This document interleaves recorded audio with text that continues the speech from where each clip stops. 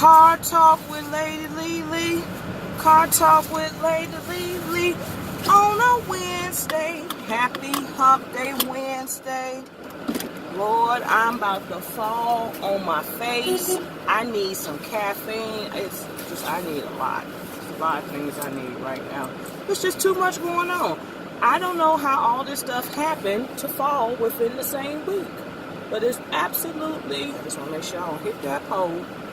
Absolutely, positively, too much going on this week. So last night, I had the esteemed pleasure to go to the United Center and witness the intimate conversation with Michelle Obama, The Becoming. So Michelle Obama book was released yesterday. For the most part, it pretty much is sold out. I was able to get 2 copies, one for myself and one for my friend in Texas, because she said Amazon canceled her order for it. And yeah, I got mine from Target because they was on sale. They was 30% off, and I had to actually get hers from the Arena last night, which was regular price. No, it wasn't regular price. It was actually a little bit more. So, Oprah Winfrey was the moderator for the conversation, and it was really good. Michelle really gave us an inside depth at her life, her experiences in the White House, and it was pretty good. For one thing, something that shocked me, she said when they have a budget for food and entertainment when they're, entertaining government officials, White House related, politics related stuff. That's a budget, government budget that is covered. But when they host family and friends at their house, doing things more socially, they have to pay. I did not know that. She said they get a bill at the end of the month, and whatever, expenses, it came fiscally out their pocket. So that was really interesting. She also, talked about growing up, and, she just really, worked hard. She always had a work ethic, just work hard, try to be the best. And she said going to Whitney Young High School was really like a safe haven for her, because that placed her in an environment where it was okay to be smart. Because she said as the South Shore neighborhood was changing, she felt like she really couldn't be herself. In other words, she said she had to learn what we would call today code switching. But the thing about Whitney Young is they embrace, you was smart, they embraced you. And then there was other cultures, and she was just saying how, she came from the working class poor, and, she came across black people that actually went skiing. She said she didn't know black people skied, and, it was really interesting. It was just really interesting, and she talked about her time at Princeton and how she had a homegirl that died really young, like at the age of 26, but she said she learned from her to just live. She kept, she was living a life of just checking off boxes, and, her friend taught her to shake things up and live, and she said she was grateful for her because, had she not, taught her that, she might still been spending life and checking off, boxes.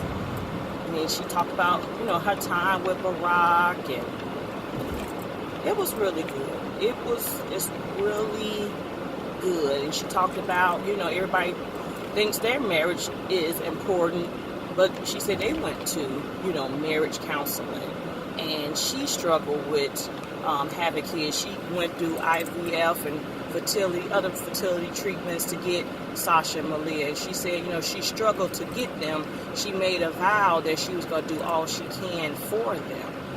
So that was really, you just never know. People always assume, oh, why women don't have kids yet, or blah, blah, blah. You do not know their situation. You do not know their struggles. So who are you to judge?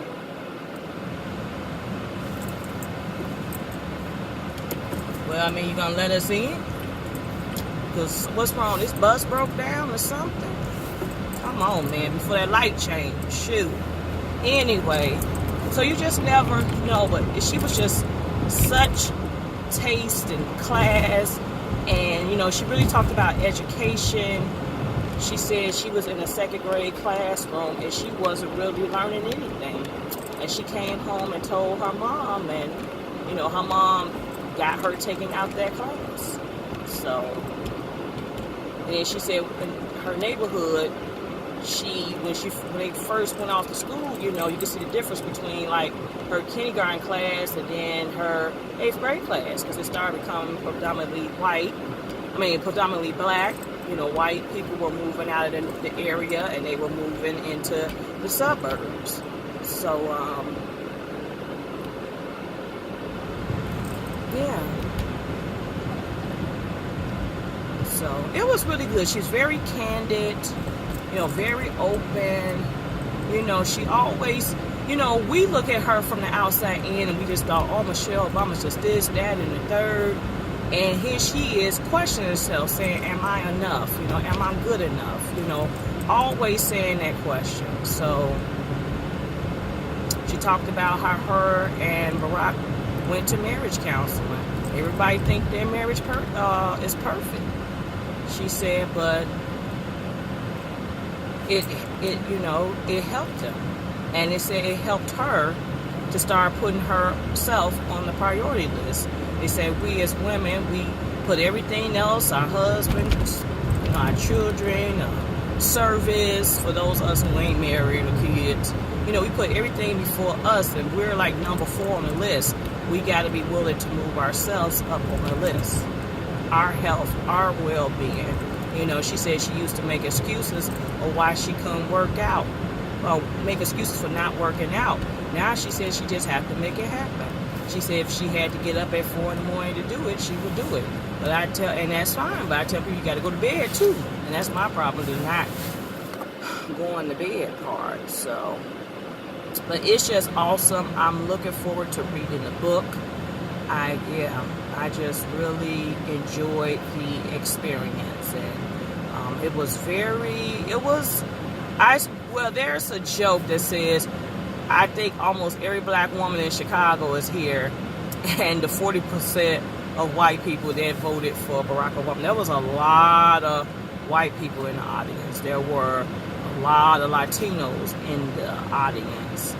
And even then, she was saying when she went to the inauguration, the sworn in process, when they were swearing in 45, she said the vibe was different, the look was different. That, when Barack got sworn in both times, it was very diverse. It was a melting pot. But when Trump got sworn in, she said it all looked the same. It's just very similar. That's what she said. But, when they had their turn, it was a melting pot. She also talks about how the transition process worked. She said on the day that they do the transition and the new president gets sworn in, when they're on Capitol Hill and they at the parade, they got movers moving the former president's things out, and they got movers moving the new president's stuff in. So she's saying it's a real, the transition, we don't realize it, but the transition is happening. That's why they, have the sworn in, they do the lunch, they go and do the parade, because that's giving people time to make the transition on the new president. And she said it's you know, it could be, you know, that might be changing wallpaper, painting, putting new carpeting down. She said a lot of stuff, you know, takes place in a short amount of time.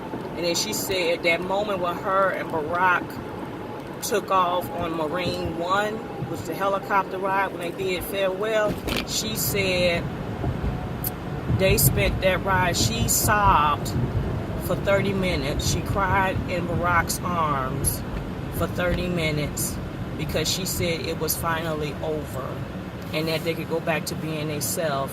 And she spent 8 years just trying to be right, trying to get it right, trying to do right, basically trying to be perfect. And it all just abruptly, you know, not abruptly, but it was over. So her and Oprah was on stage almost like a good 2 hours, I believe, talking. But it was very, Oprah, yeah, very engaging. Oprah said she actually read the book twice. So, and Oprah was one of the few people who got the early edition to read it.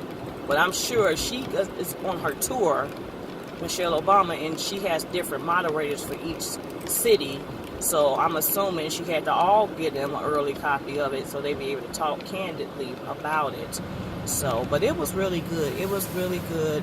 I won't, if you had an opportunity to go see her in your city, I'll say go see her. I think it's definitely worth it. I'm glad I was in the house, even though I was in the 300s. You know, it was glad to be there. She was loved. I said it was one moment that I just looked around the arena and every seat that was for sale was filled. Every seat that was for sale at the arena was filled.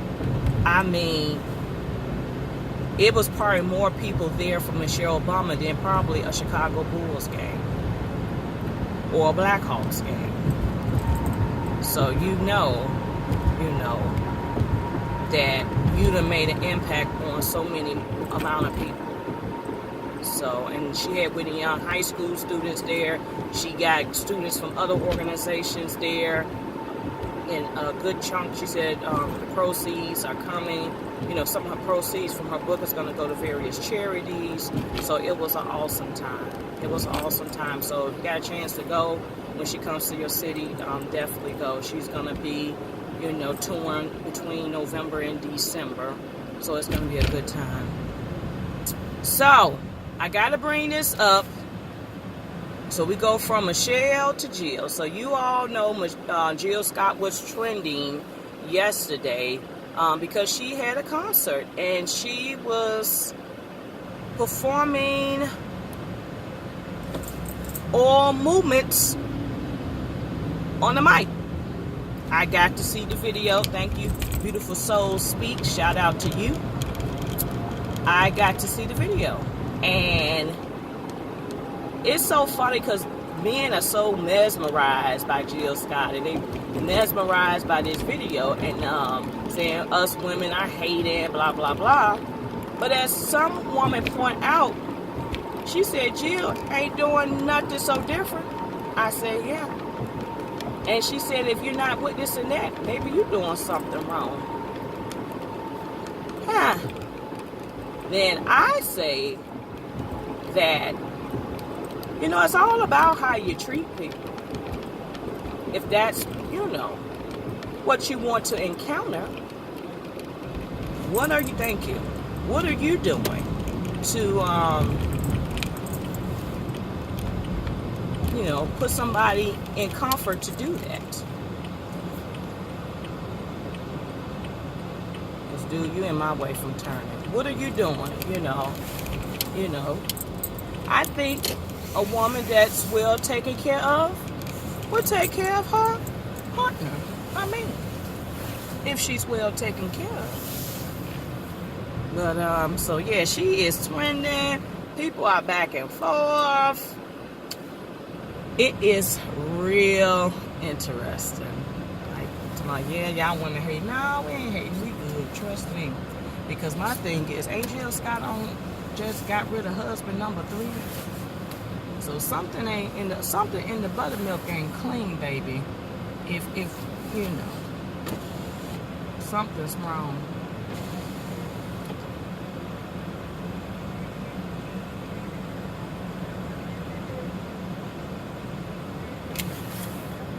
Something in that buttermilk is not clean. Thanks for choosing McDonald's. How may I help you? Yes, can I have an Egg McMuffin sandwich and a medium Coke? Anything else for you today? That is it. It's going to be $5.18. Okay.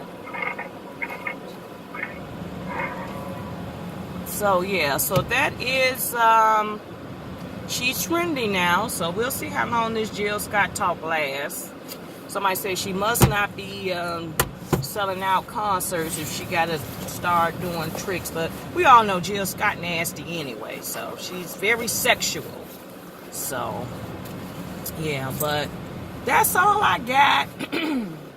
I am gotta move on with this week and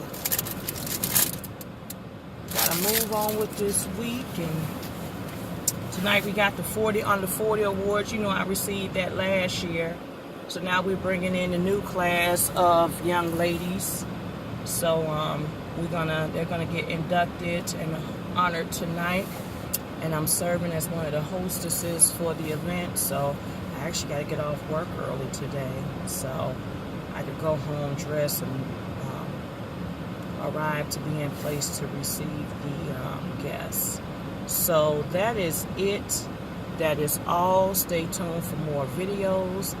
Like, comment, subscribe, and you all have a blessed and prosperous day and the rest of the week. Peace out.